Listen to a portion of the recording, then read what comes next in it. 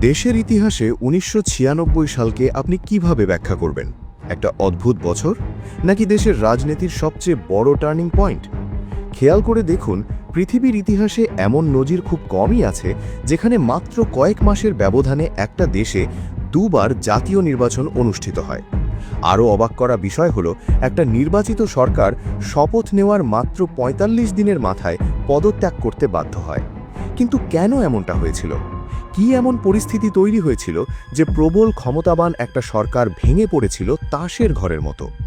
পুরো ঘটনার প্রেক্ষাপট বুঝতে হলে আমাদের যেতে হবে ১৯৯৪ সালে। মাগুরা উপনির্বাচনে ব্যাপক কারচুপির অভিযোগ ওঠে। বিরোধী দল আওয়ামী লীগ তখন থেকেই দাবি তোলে দলীয় সরকারের অধীনে আর কোনো সুষ্ঠু নির্বাচন সম্ভব নয়। তাদের দাবি ছিল একটাই, তত্ত্বাবধায়ক সরকার। কিন্তু তৎকালীন বিএনপি সরকার সেই দাবিতে কান দেয়নি। ফলে রাজনৈতিক আকাশ ক্রমশ মেঘলা হতে শুরু করে। সেই মেঘ যে এতটা ভয়ঙ্কর ঝড়ে রূপ নেবে তা হয়তো তখনও কেউ আজ করতে পারেনি। ১৯৯৫ সাল জুড়েই চলে হরতাল, অবরোধ আর অসহযোগ। সংসদ থেকে বিরোধী দলের এমপিরা পদত্যাগ করেন। তাদের সাথে জামায়াতে ইসলামী এবং জাতীয় পার্টির এমপিরাও বেরিয়ে আসেন। রাজপথ তখন উত্তপ্ত, কিন্তু বিএনপি সরকার তাদের সিদ্ধান্তে অটল। তারা সংবিধান রক্ষার দোহাই দিয়ে নির্বাচনের দিকে এগিয়ে যায়। আর এখান থেকেই শুরু হয় ১৯৯৬ সালের সেই শ্বাসরুদ্ধকর নাটকীয়তা। জানুয়ারি ১৯৯৬, শীতের আমেজ থাকলেও রাজনীতির পথ তখন ফুটন্ত কড়াইয়ের মতো গরম। সরকার ঘোষণা করে ১৫ ফেব্রুয়ারি নির্বাচন হবে। অন্যদিকে বিরোধী দল ঘোষণা দেয় তারা এই নির্বাচন হতে দেবে না। শুরু হয় এক অঘোষিত যুদ্ধ। একদিকে সরকারি বাহিনী নির্বাচন আয়োজনে ব্যস্ত, অন্যদিকে বিরোধীরা তা প্রতিহত করতে মরিয়া।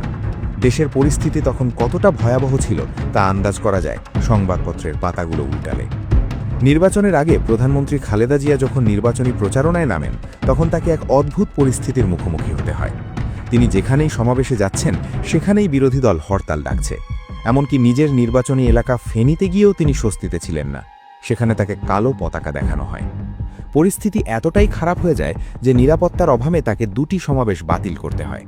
মানে একজন রানিং প্রাইম মিনিস্টার নিজের এলাকায় সমাবেশ করতে পারছেন না।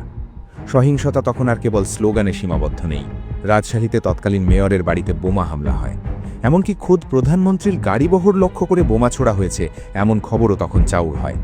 পুলিশের সাথে সংঘর্ষে প্রাণ হারায় সাধারণ মানুষ ও দলীয় কর্মীরা। কিন্তু সরকার পিছু হটেনি। তারা যে কোনো মূল্যে নির্বাচন করবেই। তৎকালীন প্রধানমন্ত্রী তখন জোর দিয়ে বলেছিলেন, বিরোধীদের এই বিশৃঙ্খলা তাকে বিচলিত করছে না। তারা সাংবিধানিক ধারাবাহিকতা রক্ষার জন্য এই নির্বাচনকে অপরিহার্য মনে করেছিলেন। কিন্তু জনমনে প্রশ্ন ছিল, ভোটারবিহীন এই নির্বাচন কি আদৌ টিকবে? এসে গেল সেই বহুল আলোচিত ১৫ ফেব্রুয়ারি।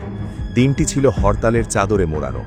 বিরোধী দলগুলো, আওয়ামী লীগ, জাতীয় পার্টি, জামায়াত এবং জাসদ সবাই মিলে নির্বাচন বর্জনের ডাক দেয়। ফলাফল যা হওয়ার তাই হলো। ভোট কেন্দ্রগুলো ছিল খাঁ খাঁ, ভোটার উপস্থিতি ছিল নগণ্য। কোথাও কোথাও কুকুর ঘুমিয়ে থাকার ছবি পরদিন পত্রিকার পাতায় ছাপা হয়। সরকারি হিসেবে ২১% ভোট পড়ার কথা বলা হলেও বাস্তব চিত্র ছিল ভিন্ন। সচিবালয়ে উপস্থিতির হার নেমে এসেছিল ৩-৪%। ঢাকা শহরে নাকি ৫০০ রিকশাও চলেনি সেদিন। এই নির্বাচনের ফলাফল ছিল অদ্ভুত। ৩০০ আসনের মধ্যে ১৫০টিরও বেশি আসনে প্রার্থীরা বিনা প্রতিদ্বন্দ্বিতায় নির্বাচিত হন। বিএনপি একচেটিয়া জয় পায়। নির্বাচন তো হলো, সরকারও গঠিত হলো, কিন্তু এই সরকারকে কি দেশের মানুষ মেনে নিয়েছিল? নির্বাচনের পরপরই শেখ হাসিনা আন্তর্জাতিক সম্প্রদায়ের কাছে আহ্বান জানান যেন এই সরকারকে স্বীকৃতি দেওয়া না হয়। তিনি এই সরকারকে অবৈধ এবং ভোটারবিহীন বলে আখ্যায়িত করেন। শুরু হয় লাগাতার অসহযোগ আন্দোলন।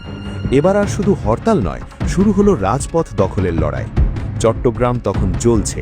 ব্যবসা বাণিজ্য, ব্যাংক, অফিস, আদালত সব বন্ধ। বন্দরনগরীতে সেনাবাহিনীর গাড়িতে পর্যন্ত আগুন দেওয়ার ঘটনা ঘটে। বিরোধী দলের সিনিয়র নেতাদের গ্রেফতার করা হয়, কিন্তু আন্দোলন দমে না, বরং আগুনের মতো ছড়িয়ে পড়ে। এরই মধ্যে শুরু হয় কূটনৈতিক নাটক। যুক্তরাষ্ট্রের রাষ্ট্রদূত তখন বেশ ব্যস্ত। তিনি দৌড়ঝাঁপ শুরু করলেন দুই নেত্রীর মধ্যে সমঝোতা করানোর জন্য। কখনো শেখ হাসিনা, কখনো খালেদা জিয়া সবার দরজায় কড়া নাড়লেন, কিন্তু বরফ গলছিল না।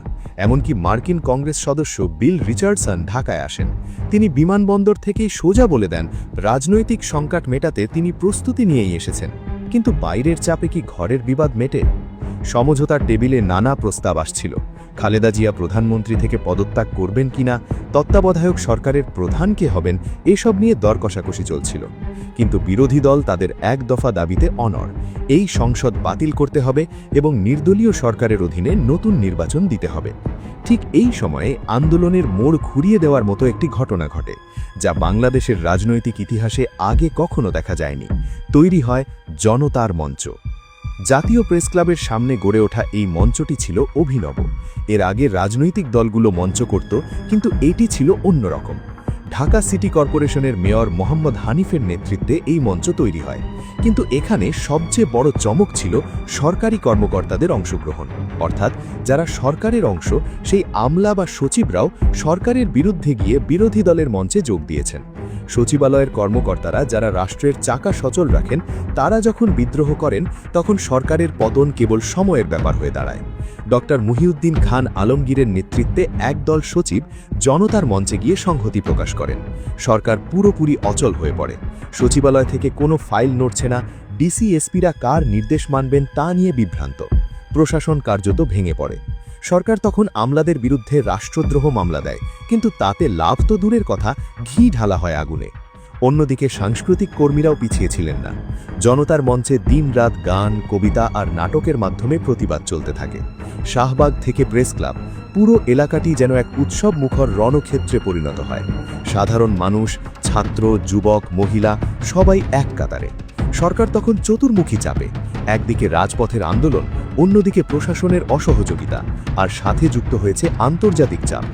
মার্চ মাসের শুরুতেই বোঝা যাচ্ছিল 15 ফেব্রুয়ারির নির্বাচনের মাধ্যমে গঠিত সরকারের আয়ু ফুরিয়ে আসছে। 3 মার্চ প্রধানমন্ত্রী খালেদা জিয়া জাতির উদ্দেশ্যে ভাষণ দেন। তিনি জানান, তত্ত্বাবধায়ক সরকার গঠনের জন্য সংসদে বিল আনা হবে।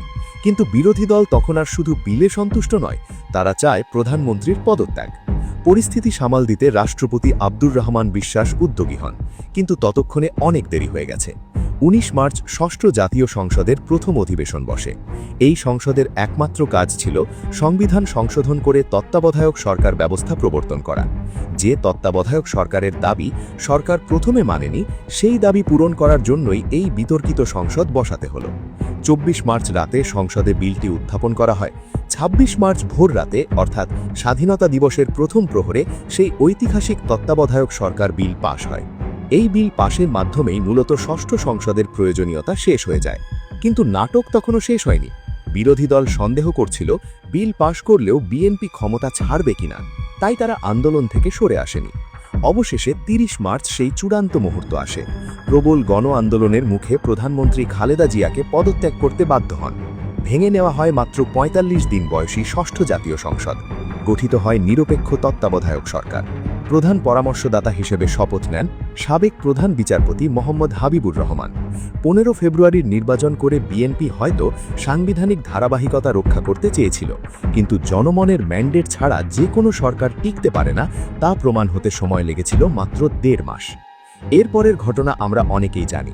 1996 সালের 12 জুন একটি অবাধ ও সুষ্ঠু নির্বাচন অনুষ্ঠিত হয়। দীর্ঘ 21 বছর পর আওয়ামী লীগ ক্ষমতায় ফিরে আসে। কিন্তু সেই নির্বাচনে যাওয়ার পথটা মোটেও মসৃণ ছিল না। 1996 সালের সেই দিনগুলো বাংলাদেশের মানুষকে দেখিয়েছিল কিভাবে ছাত্র, জনতা এবং এমনকি সরকারি কর্মকর্তারা এক হয়ে একটা সরকারকে নতি স্বীকার করতে বাধ্য করে। জনতার মঞ্চের সেই দিনগুলো, সচিবালয়ের সেই বিদ্রোহ আর রাজপথের সেই উত্তাল স্লোগান, সব মিলিয়ে 1996 সাল ছিল এক অদ্ভুত বছর। যেই বছর সবাই দেখেছিল গণতন্ত্রের জন্য মানুষের তৃষ্ণা কতটা তীব্র হতে পারে। আজ এত বছর পর সেই ঘটনাগুলো মনে করলে বোঝা যায় ক্ষমতার আসল উৎস আসলেই জনগণ। যখন দেয়াল পিঠ ঠেকে যায়, তখন সাধারণ মানুষই ইতিহাস বদলে দেয়। এই ছিল 1996 সালের উত্তাল দিনগুলোর গল্প। রাজনৈতিক দাবা খেলায় কে জিতল আর কে হারল সেটা বড় কথা নয়। বড় কথা হলো সেই সময়ের ঘটনা প্রবাহ আর রাজনৈতিক দলের উত্থান পতন এই দেশের গণতন্ত্রের যাত্রাপথে এক বিশাল উদাহরণ হয়ে আছে। 1996 সালের এই ঐতিহাসিক নির্বাচনের এই ঘটনাটি নিয়ে আপনাদের কি মতামত তা জানিয়ে দিন আমাদের কমেন্ট সেকশনে।